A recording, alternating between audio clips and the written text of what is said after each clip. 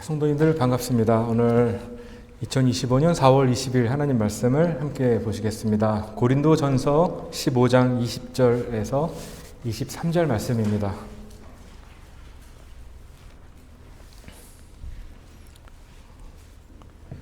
고린도전서 15장 20절에서 23절 말씀을 저와 성도님들이 한 절씩 교독하면서 읽기를 원합니다. 제가 먼저 20절 말씀을 읽도록 하겠습니다. 그러나 이제 그리스도께서 죽은 자들로부터 일어나사 잠든 자들의 첫 열매가 되셨도다. 사망이 사람을 통해 임한 것 같이 죽은 자들의 부활도 사람을 통해 임하였나니 아담 안에서 모든 사람이 죽는 것 같이 그리스도 안에서 모든 사람이 살게 되리라. 그러나 각 사람이 살게 되리니 먼저는 첫 열매인 그리스도요. 그 다음은 그리스도께서 오실 때에 그분께 속한 사람들이라. 아멘. 말씀을 위해서 기도드리겠습니다. 좋으신 하나님 감사드립니다. 오늘 화창한 날을 주셔서 또 하나님 말씀을 듣기 좋은 이 날을 저희에게 허락해 주셨습니다. 우리 마음을 어둡게 하고 우리 마음에 또 근심이 있고 또 슬픔과 또 좌절이 있다면 오늘 하나님 말씀 통해서 우리 마음에 힘을 얻고 주 예수 그리스도 앞에 다시 나올 수 있는 우리 모두가 될 수 있도록 인도해 주시옵소서. 말씀으로 인해 감사드리며 예수 그리스도의 이름으로 기도드렸습니다. 아멘. 오늘 말씀의 제목은 그리스도와 함께 부활하리라 라는 제목으로 말씀을 전하겠습니다. 하나님께서는 말씀으로 모든 창조물을 만드셨습니다. 이 창조물을 계획하시고 직접 창조하신 하나님의 계획과 목적은 모두 하나님 자신의 기쁨을 위해서입니다. 요한계시록 4장 11절에 오 주여 주는 영광과 존귀와 권능을 받기에 합당하시오니 주께서 모든 것을 창조하셨고 또 그것들이 주를 기쁘게 하려고 존재하며 창조되었나이다. 아멘. 우리가 창조물을 볼 때 우리도 기쁘고 우리도 감탄을 하지만 사실 이 궁극적인 감탄과 이 놀라움의 목적은 하나님의 기쁨을 위한 것입니다. 이 모든 창조물 중에 오로지 사람만이 가지고 있는 특징이 한 가지가 있습니다. 그것은 사람만이 죽음에 대한 공포를 느끼고 죽음을 두려워하는 존재라는 것입니다. 이 죽음이 가진 가장 큰 위력 중에 하나는 모든 사람을 속박할 수 있다라는 그런 능력이 있습니다. 죽음을 이길 자가 있습니까? 우리가 병원에서 치료를 받고 약을 먹고 때로는 아팠지만 회복돼서 건강해지는 이것은 우리가 죽음을 이기는 것이 아닙니다. 잠시 회복되는 것이지 그렇지만 죽음은 누구에게나 찾아오고 큰 두려움을 가지고 모든 사람들에게 엄습하는 것입니다. 마치 큰 댐이 터졌을 때 그 밑에 있는 사람들은 속수무책으로 그 큰 물의 압력과 피해를 피할 수가 없는 것처럼 죽음은 그렇게 찾아올 것입니다. 한때는 기쁘게 살고 또 한때는 행복을 누릴 수 있지만 모든 사람은 죽음 안으로 모든 생을 마감합니다. 그래서 모든 죽음은 슬픈 것입니다. 때로는 악한 자가 죽거나 그 누구가 죽는다 할지라도 그 죽음은 슬픔으로 우리는 말할 수 있습니다. 또 모든 죽음은 영원한 이별을 가져다 주기도 합니다. 우리들은 말씀을 통해 하나님의 사랑을 알 수 있습니다. 저는 죽음에 이어서 하나님의 사랑에 대해서 말씀을 드리고자 하는데 하나님의 사랑은 우리를 향해 먼저 보여주신 사랑입니다. 그런 의미에서 우리가 서로 사랑하고 우리가 사람들을 사랑하는 것에 비교할 때는 우리의 사랑이 얼마나 이기적이고 얼마나 이해타산적이고 계산적인지 저는 생각을 해보게 되었습니다. 우리를 향해 먼저 보여주신 하나님의 사랑. 이 하나님의 사랑은 사람의 죽음의 문제를 해결하는 것과 관계가 깊은 사랑입니다. 요한일서 4장 10절에 우리가 잘 아는 말씀, 또 좋아하는 말씀을 제가 읽어드리겠습니다. 우리가 하나님을 사랑하지 아니하였으니 그분께서 우리를 사랑하시고 자신의 아들을 보내사 우리의 죄들로 인한 화해 헌물로 삼으셨으니 여기에 사랑이 있느니라. 그러니까 우리가 하나님의 사랑을 얘기할 때는 바로 어떤 한 사람의 죽음을 생각하셔야 합니다. 하나님의 사랑은 어떤 한 사람의 죽음에 입각해서 그것을 이루셨다는 것을 우리가 성경을 통해 알 수 있습니다. 또 하나님의 사랑은 우리들의 죄를 용서해 주시고 그 죄를 사하시는 것과 연관이 있습니다. 히브리서 2장 14절 15절에는 이런 말씀이 있습니다. 그런즉 자녀들은 살과 피에 참여한 자들이므로 그분도 마찬가지로 같은 것의 일부를 취하셨으니 이것은 그분께서 죽음을 통해 죽음의 권능을 가진 자, 곧 마귀를 멸하시고 또 죽음을 두려워하여 평생토록 속박에 얽매인 자들을 건져내려 하심이라. 이것이 바로 하나님의 사랑입니다. 처음에 말씀드린 제가 죽음의 문제에 대해서 말씀드렸는데 하나님께서 사람을 사랑하실 때 그 사랑의 근본적인 목적과 모든 그 하나님의 뜻은 사람이면 누구나 겪게 될 그 죽음의 문제, 그 두렵고 공포스러운 이 죽음의 문제를 하나님께서는 해결하시겠다. 이런 것으로 하나님은 사랑을 나타내 주시는 것입니다. 사람을 향한 하나님의 사랑의 결론은 곧 죽을 수밖에 없고 그 죽음을 넘어 형벌을 받아야 할 우리 저와 이 자리에 계신 모든 성도님들, 또 이 말씀을 듣는 또 어떤 분들, 모든 사람에 대해서 하나님께서는 죄의 용서를 선포하시고 또 뿐만 아니라 영원한 생명을 주셔서 그 생명을 통해 주님과 함께 영원히 살 수 있도록 만드신 것이 바로 하나님의 사랑의 본질이고 또 하나님의 뜻이고 목적입니다. 하나님의 사랑을 이룰 때에 반드시 이루어져야 될 한 가지가 있습니다. 그것은 다시 말하면 우리의 죄가 용서되고 우리의 죄가 사해지고 이 모든 과정에서 꼭 있어야 할 일은 바로 한 사람의 죽음과 한 사람의 부활이 있어야 합니다. 오늘은 부활주일이라서 전 세계에 하나님을 믿는다는 모든 사람들은 아마 부활에 대한 메시지를 접하게 될 것입니다. 하나님의 창조 역사에서 죽었다가 살아난 사람은 오직 예수 그리스도 한 분뿐입니다. 에녹은 구약시대에 하늘로 바로 올라간 사람이었지만 에녹은 죽음을 경험해 본 적이 없습니다. 그래서 에녹은 죽었다가 살아난 사람이 아닙니다. 우리가 잘 아는 신약 성경에 예수님께서 살리신 나사로를 기억하실 것입니다. 나사로는 죽었다가 살아났습니다. 그렇지만 나사로는 때가 되어 다시 죽음을 당했을 것입니다. 오직 예수님만 죽으신 후 스스로 살아나신 유일한 사람이십니다. 그래서 오늘 읽으신 본문 말씀은 예수님을 잠든 자들의 첫 열매다라고 기록하고 있습니다. 본문 고린도전서 5장 21절에 기록되기를 사망이 사람을 통해 임한 것 같이 죽은 자들의 부활도 사람을 통해 임하였나니 이렇게 기록되어 있습니다. 사망도 사람을 통해서 오고 부활도 사람을 통해서 오는 것입니다. 그런데 22절에는 그 두 가지 사람의 차이점이 있습니다. 아담 안에는 모든 사람이 죽지만 그리스도 안에서는 모든 사람이 살게 될 것이다 라고 기록하고 있습니다. 그리고 23절에는 그리스도께 속한 모든 자들은 장차 그리스도께서 부활하신 것처럼 부활하게 될 것이다 이렇게 기록되어 있습니다. 오늘 이 말씀을 가지고 저와 성도님들이 부활에 대한 소망을 더 크게 가지시기를 바라고 부탁드리고 또 이 소망 가운데 우리가 살아가기를 또 부탁드리겠습니다. 어떤 사람이 말하기를 2000년 전에 지구상의 가장 슬픈 일과 가장 기쁜 일이 3일 차이로 발생했는데 그것은 바로 예수 그리스도의 죽음과 예수 그리스도의 부활이다 라고 말했습니다. 사복음서는 예수님의 죽음과 부활을 자세하게 기록하고 있습니다. 오늘 본문 말씀은 고린도전서 15장으로 읽었지만 저는 잠시 우리 부활의 현장을 우리 성도님들과 함께 가보기를 원합니다. 요한복음 19장을 한번 펴보시기 바랍니다.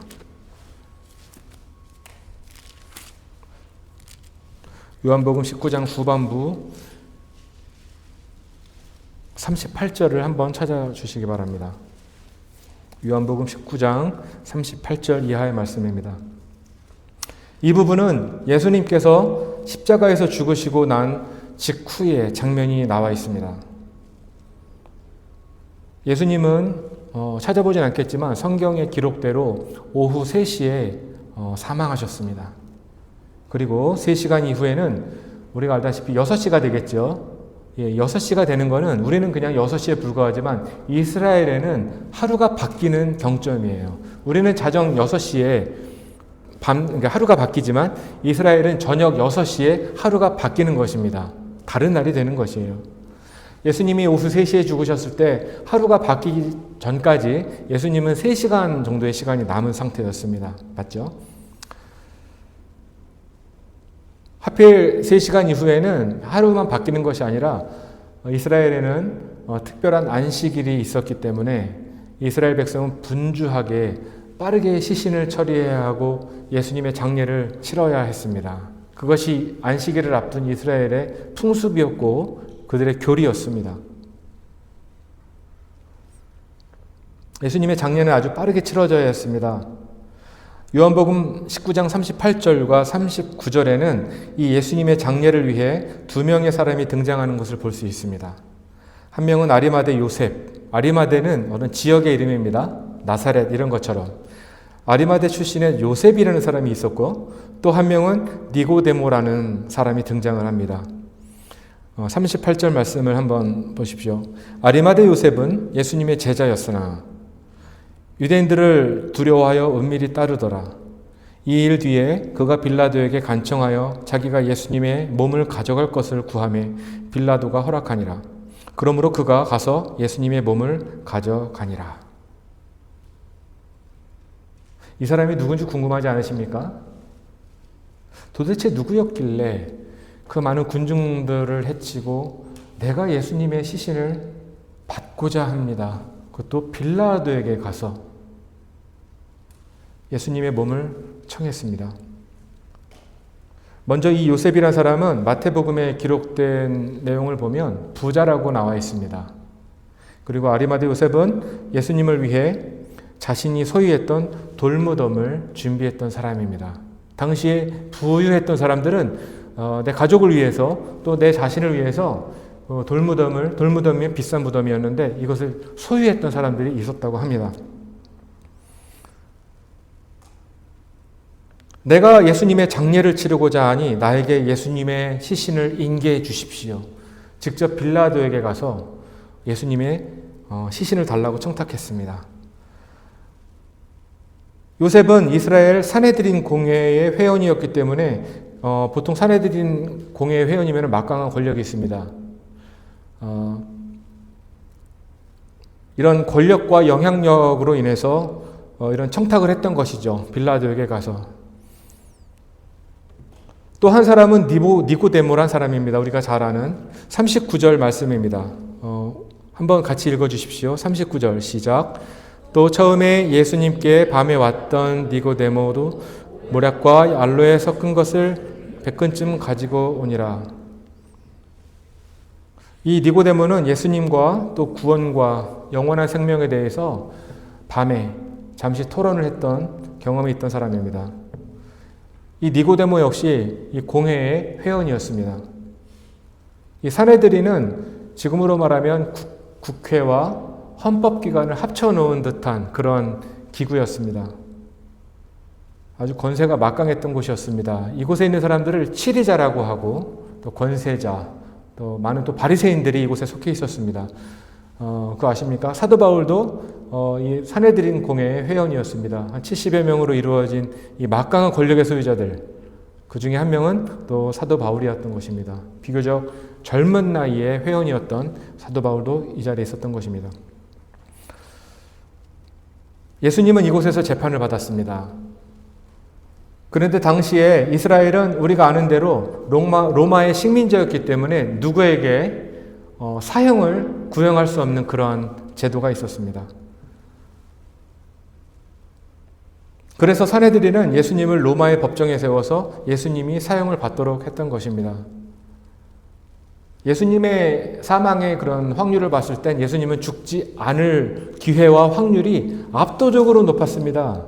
그런데 이것을 이기고 이스라엘의 종교 지도자들은 예수님을 죽이기까지 많은 성경을 알매도 불구하고 그런 언약과 약속에도 불구하고 그들은 그 말씀을 어기고 예수 그리스도를 죽이게 됐던 것입니다.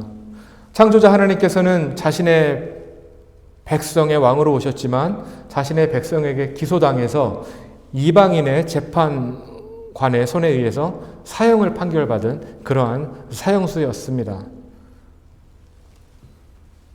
니고데모는 예수 그리스도를 위해서 향유를 준비했습니다.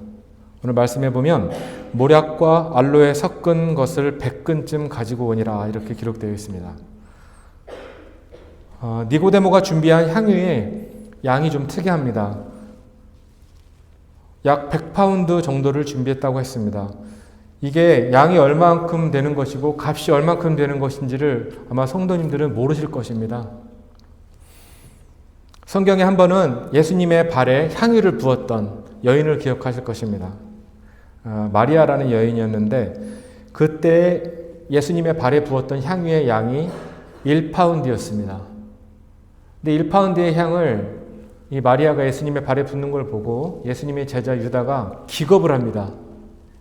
이 300데나리온이나 되는 이 비싼 것을 예수님의 발에 붓다니 정신이 나갔다는 것입니다. 가난한 자들을 구제할 수 있고 더 많은 일을 할 수 있는 이 비싼 것을 예수님의 발에 붓다니 그 마리아의 행동을 부정했습니다. 자, 니고데모가 준비한 향유의 양은 100파운드였고 평균 노동자가 150년 정도를 벌어야 살 수 있는 양이었습니다. 정말 놀랍지 않습니까? 니고데모가 비록 치르자였고 바리새인이었고 부자였긴 하나 그가 돌아가신 예수 그리스도, 사망한 예수 그리스도를 위해서 준비한 100근의 향유를 가져왔을 때 그것은 향유 이상의 또 섬김과 또 예수 그리스도를 향한 사랑을 우리는 알 수가 있습니다. 아리마대 요셉과 니고데모는 비록 예수님이 모진 고통과 아픔 속에 죽었지만 예수님의 마지막을 위해 모든 정성을 다 쏟았습니다. 40절의 말씀을 한번 보시겠습니다. 요한복음 19장 40절에 그때에 그들이 예수님의 몸을 가져다가 유대인들이 장사 지내는 방식대로 그 향품들과 함께 아마포에 쌌더라. 아마포는 수의가 아닙니다. 성경의 수의는 수의라고 기록되어 있습니다. 예수님께서 죽은 나사로를 살리셨을 때 그때 나사로는 수의를 입고 있었습니다. 그렇지만 예수님의 시신은 수의가 아닌 아마포로 싸서 새 돌무덤에 안치되었습니다. 아마포는 도대체 무엇일까요? 흰색으로 된 빳빳한 재질에 지금 우리가 살 수 있는 린넨이라는 재질로 되어 있습니다. 우리 킹제임스 성경엔 린넨이라는 단어가 나와 있습니다. 그렇게 비싼 재질은 아니었지만 예수님이 살던 그 시대에 아주 비싼 직물이었고 구하기 힘든 아주 좋은 옷감이었습니다. 부자와 나사로에 대한 성경 기록에도 있듯이 그 부자는 아마포 옷을 입고 살았다고 했습니다. 이것은 정작 가난한 사람들이나 서민들이 입고 즐기는 그런 옷감, 그런 천이 아니었습니다. 아주 비싼 옷감이 분명합니다. 성경은 또 아마포를 성도들의 의라고 묘사하고 있습니다. 장차 모든 성도들은 하늘에서 흰색으로 된 아마포 옷을 입을 것이라고 성경은 기록하고 있습니다. 예수님의 찢기고 상한 몸은 값비싼 아마포천에 쌓여 돌무덤에 안치되었습니다. 이것이 예수님의 죽음의 마지막 모습입니다. 요한복음 20장으로 한번 가보겠습니다. 정반대의 상황과 정반대의 내용이 나옵니다. 예수님의 장례가 끝나고 완전한 3일이 지났을 때였습니다. 새로운 한 주가 시작되었습니다. 오늘같이 주의 첫날, 한 주가 시작되는 날이 되었습니다. 아직도 예수님의 죽음을 슬퍼하는 두 여인이 예수님의 무덤을 찾았습니다. 1절을 보시겠습니다. 주의 첫날 일찍 아직 어두울 때에 막달라 마리아가 돌무덤에 와서 돌이 무덤에서 옮겨진 것을 보고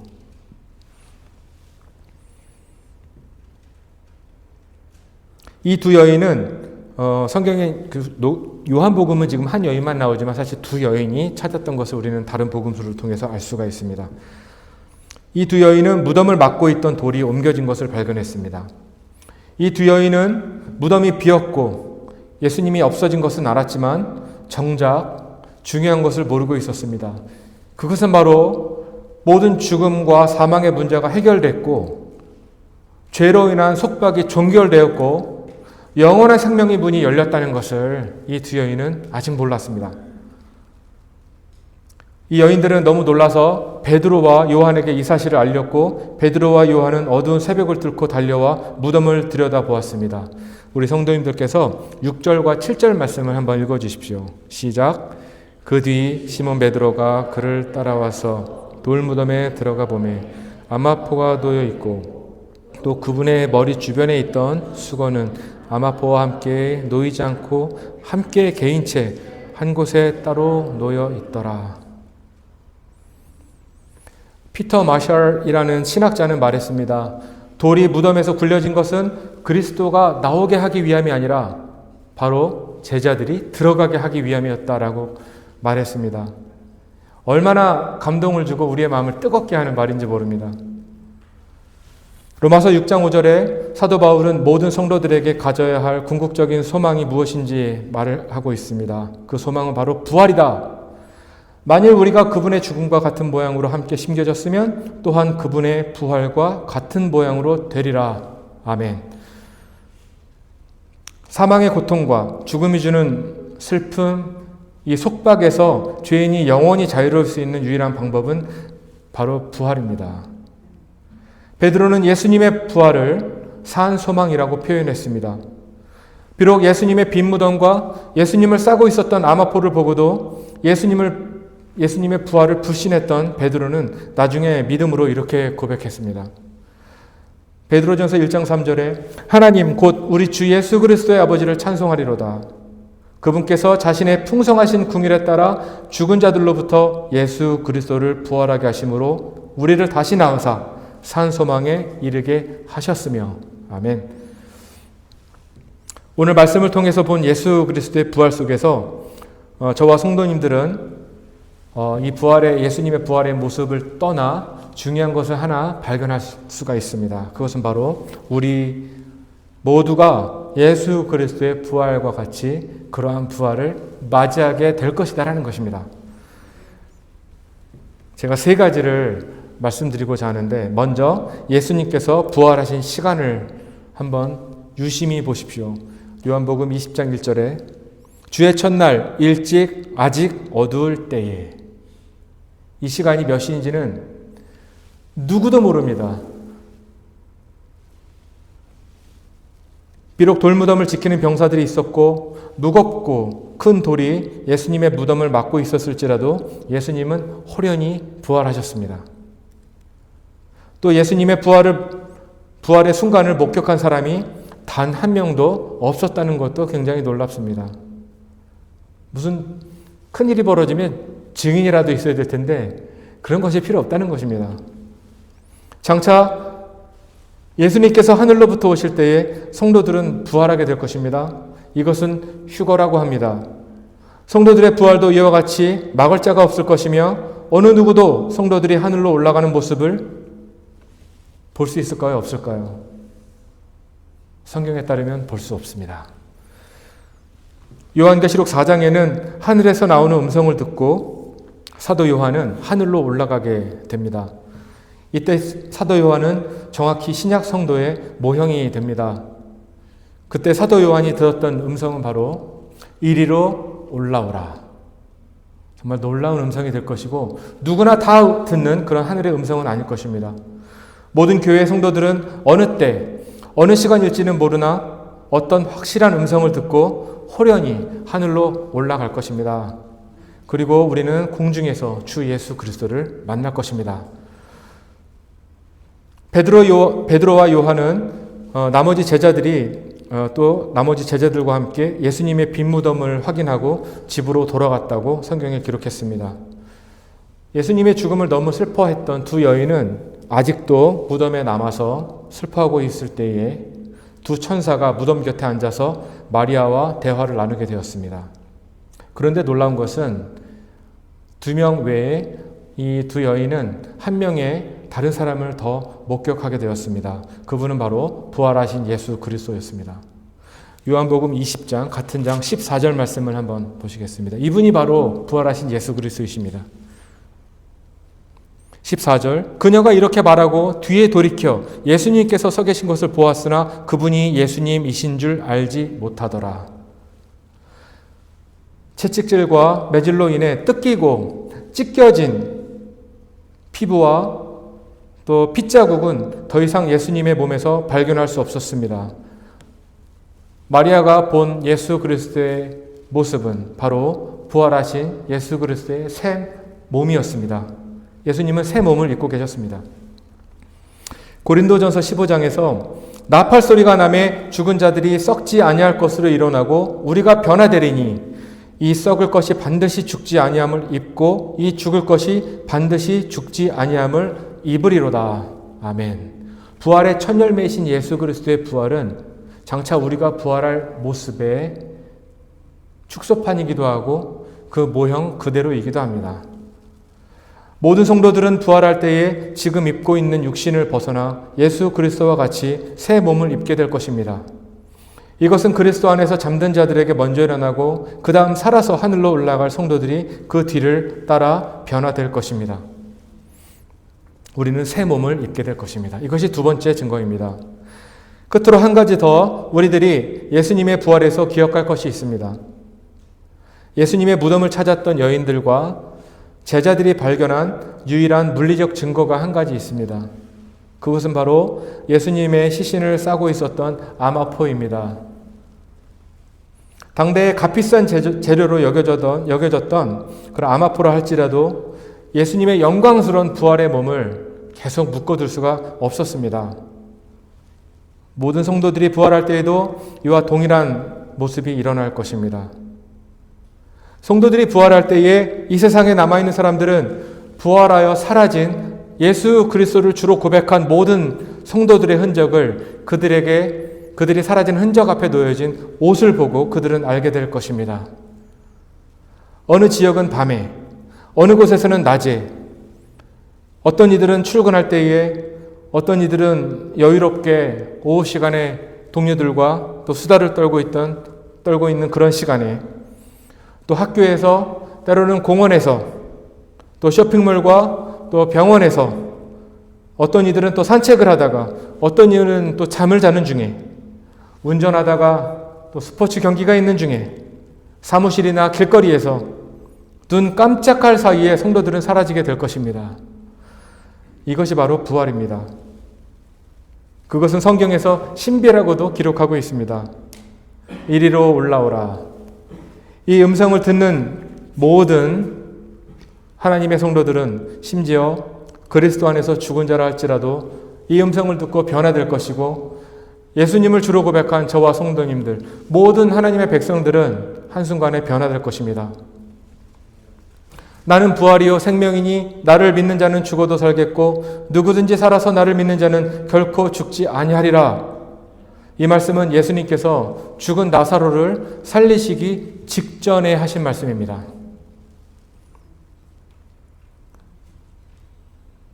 저는 예수님의 몸이 변화되고 부활하신 그 순간은 긴 과정과 복잡한 과정이 필요치 않다고 저는 믿습니다. 그 이유는 우리의 부활이 눈 깜짝하는 순간에 일어난다는 성경을 기록을 볼 때에 예수님의 부활 역시 그렇게 예수님도 부활하셨다고 저는 믿습니다. 끝으로 오늘 본문 말씀 중에서 고린도 전서로 한번 다시 가보시기 바랍니다. 고린도 전서 15장